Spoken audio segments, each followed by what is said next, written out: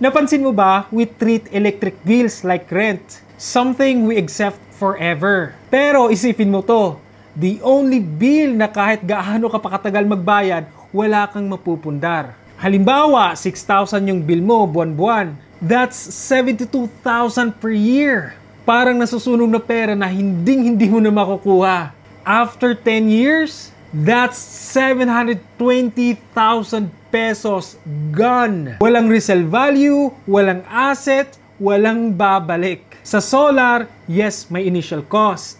Pero, bumabalik naman yung pera. After 2 to 3 years, after break-even, every month becomes a pure savings. Ibig sabihin, habang yung kuryente is monthly rent lang, yung solar parang nagbabayad ka sa sarili mong future. So, what's the real loss? Yung monthly bill na paulit-ulit mong binabayaran, pero hindi mo man lang naging asset.